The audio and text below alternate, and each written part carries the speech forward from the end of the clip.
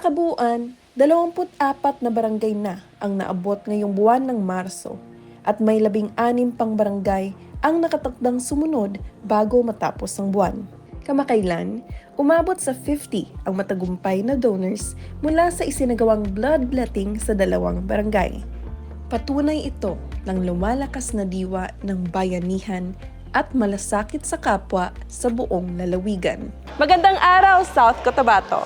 Nandito tayo ngayon sa Barangay Taconel sa bayan ng Lake Cebu, na kung saan ginaganap ang Dugong Alay, Dugtong Buhay, isang bloodletting activity na pinangungunahan ng Provincial Government of South Cotabato in partnership with the Municipal Government of Lake Cebu. Tara, samahan niyo ako para makita kung paano magbigay ng serbisyo. Ang bloodletting activity na ito ay may iba't ibang hakbang. So tara, tignan natin kung ano ang una. So una, dito tayo sa ating screening na kung saan kinukunan natin ng BP at ini-interview natin ang ating donors to make sure that their body is in the right condition para mag-donate ng dugo. Ang sunod naman na hakbang ay testing. Ang testing ay ang proseso ng pagkuha ng sample ng dugo ng ating donors to take the hemoglobin levels of our donors and to ensure that they have healthy blood to donate. Nandito naman tayo sa pangatlong hakbang, which is the bleeding.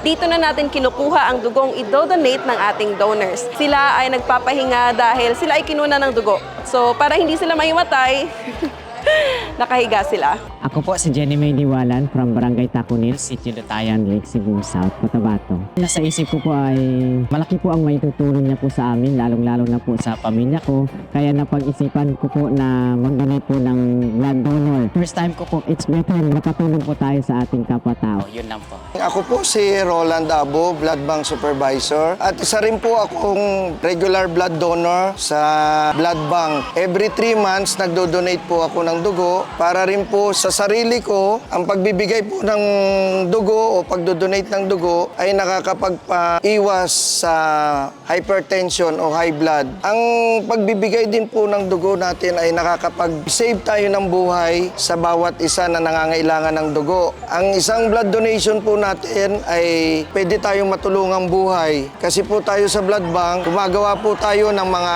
blood component. Yung isang blood donation natin ay nakapag-save tayo ng 3 buhay. Ako po ay nananawagan at nangihikayat na ang mga tao ay magbigay o mag-donate po ng dugo kasi po iyan po ay isang bagay na hindi natin kayang bilhin o kunin man lang. Ayan ay dapat natin kusang ibigay para po tayo ay makatulong at makadugtong ng buhay at sa mga nangangailangan po ng dugo. Lalo na yung mga buntis. Sa panahon ngayon maraming mga dialysis patients, so sila yung mga nangangailangan talaga ng dugo natin na pwede nating ibigay ng libre sa kanila. Ang bloodletting activity ng Provincial Government of South Cotabato ay isang paraan upang masiguro na may sapat na supply ang Provincial Blood Bank. Kaya't maraming salamat sa lahat ng nag-donate ng kanilang dugo mula sa Barangay Taconel ng Lake Cebu at sa lahat ng mamamayang South Cotabato. Dahil sa bawat dugong inaalay, may dinudugtungang buhay.